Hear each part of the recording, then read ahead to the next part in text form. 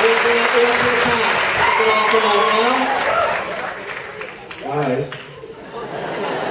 we're going to do this all as a group, right? yes we do. They're very emotional back there, and I hope that some of them have never seen it before, so this is it.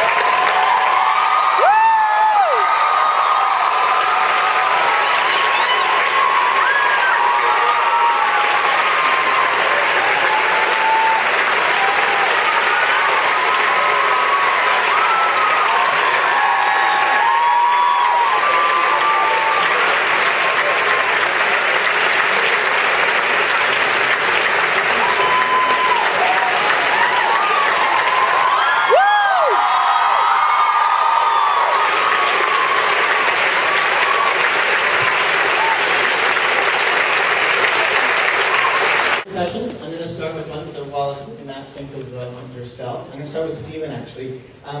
The book was, or the writing you first did was in 1999, correct?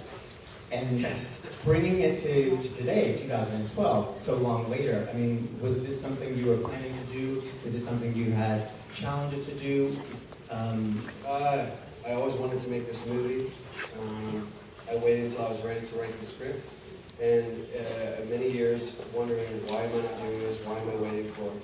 And I knew, and now we can all feel it. I swear to God, I was waiting for this group, because if I made it 4 years ago, they're too young. If I make it 4 years from now, they're too old.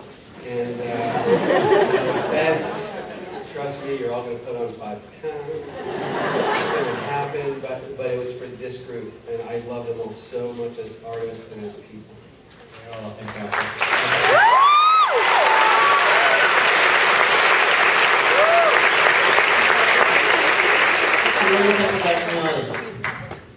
Okay, I'm going to start with the young lady right there.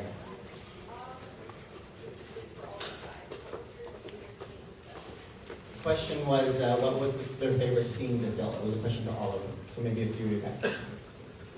I mean, it was obviously the moment when I got strapped to the back of a pickup truck and went through the 4-foot tunnel at whatever, how many miles an hour we were doing.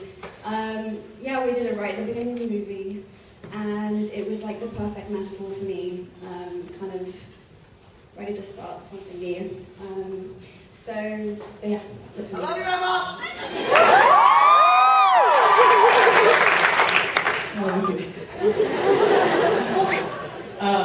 I guess I would have to say probably the scene where with Charlie and Mary Elizabeth, when she's sort of seducing him. It's so upsetting. I'm watching it and I'm just like, oh God, no! It's just terrible. But it really feels like you get a good sense of her kind of for the first time letting her guard down. So I think it's kind of cool. Edward Braverman, I love you!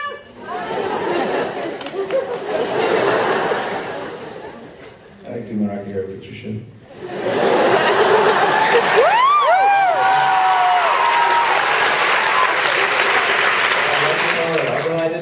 I was just kind of sitting there watching.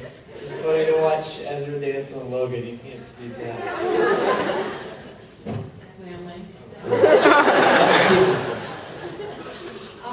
For me, it was every scene with Ponytail Derek, because it was really awkward.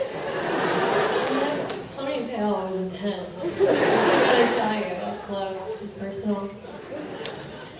Mine was any scene I was allowed to be in.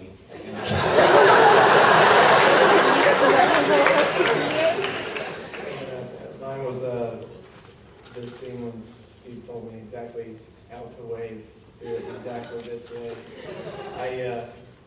I guess you could call it acting, maybe. But it got a laugh, so Steve, thank you.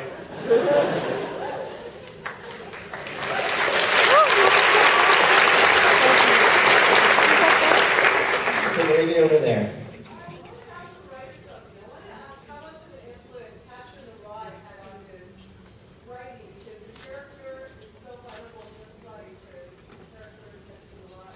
The question's about Catcher in the Rye and how much that had an influence on Stephen's writing of the script. It was one of my favorite books in college, not high school. I came to it late, and it is an influence for sure. But, you know, so is Stephen King, you know? Because I love Stephen King, and really every book that Paul Rudd gives to Logan, those were all influences, and in many sense, as for the movie, I mean, it's kind of a related question. Like, I love, when I think back to being a kid, Dead Poet Society, The Breakfast Club, and Harold and Maude, and The Graduate got me through being a lost kid. And so those were my influences for this movie.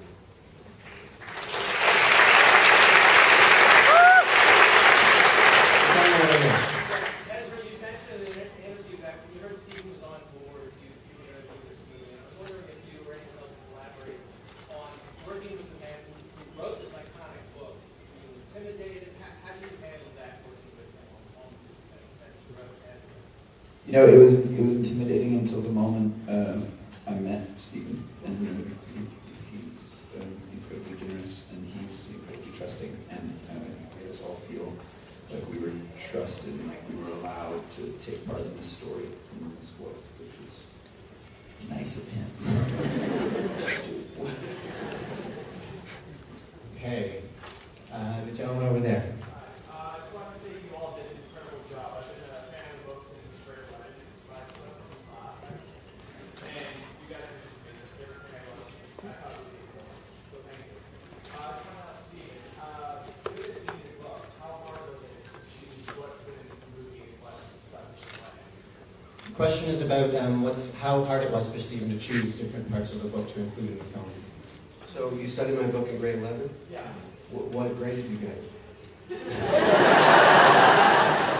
get an A? I wrote an essay comparing it with the similarities between Charlie and Poppins. Oh. Where I was Please send it to me. I'd like to read it. The hardest thing is to cut. As a novelist, and those who know my book, there's a lot of time spent with his friend Michael who committed suicide. And I've written a lovely scene about that. He hired somebody to play Michael Campbell's his name. It was very good. That was hard because as a novelist, there's room for two ghosts. In a movie, I learned late, and Russ, our beloved producer, told me very early, "You're never going to include this in the movie. Please let me film it." Okay. And he was right because there wasn't room, which is a shame because Owen did a great job. But the one true hard thing to cut for me and let go of, and it was the last thing to go because Nina was phenomenal in it, is those who know the book know that Charlie's sister gets pregnant. And there's a whole sequence about it, and we filmed it, and it's beautiful work. But what I found was, and Nina was so gracious about this, that, we all see what happens, with the cafeteria fight and the boys in the park and saying goodbye to Sam. There's so much emotion. It was just one thing. And it was too much, And that was heartbreaking to cut. Because she's great.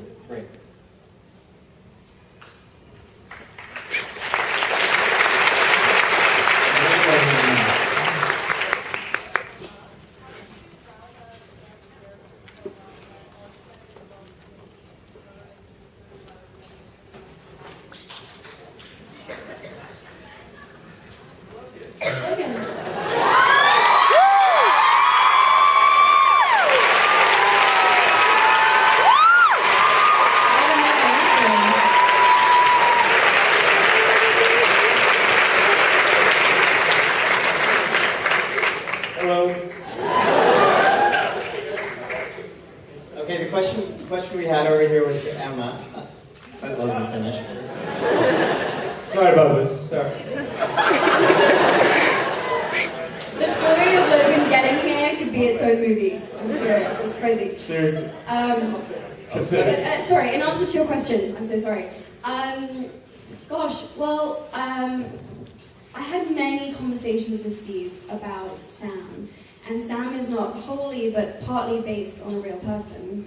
And I just hounded him, really. Just like email after email. And there was so much in this, I don't know, there was so much in the script and in the book. And I don't know, So, okay. Emma's so great. So here's the moment. Emma is a very good student. Those of you who are fans know she went to Brown and Oxford, which are both better than the school I went to. It's good for you. And you know what? It's like at first, this is what Emma does. She'll take your script and she'll turn it into a project. And by the end, she's written so many notes about her motivation and everything else that you are worried that she's a serial killer. You know what I mean? and then it's my job to then say, it's completely true, and she does it. Okay, so then what you have to do is you have to take it away at the beginning of filming and say, all you have to do is be Sam. You don't have to worry about the accent. You'll be great. We all know it. You don't have to worry. And what I found is there's a moment, and we all saw it filmed, and it's so exciting to talk about it after you saw it filmed, is when she went into the tunnel and she stood up, there was this one take. I'll never forget as long as I live, because she went in, and she was Emma, you know, and still with the script and the whole thing. And then something happened to this girl in 60 seconds inside the tunnel. And when she left, she was Sam. She never had to look back. She never had to struggle again for the character.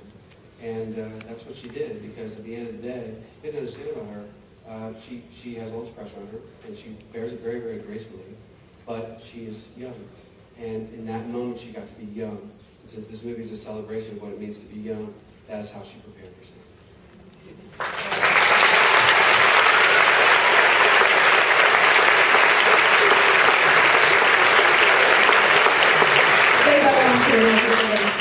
Great. I had the best time making this movie. I was kind of how I prepared, really. We have time for one more question, and the young lady right here.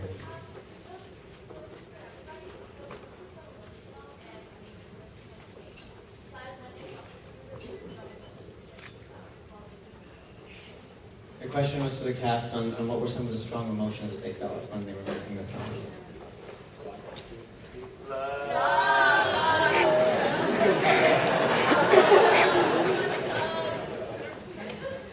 And also sadness, sorrow. And on that note, ladies and gentlemen, Stephen Chbosky and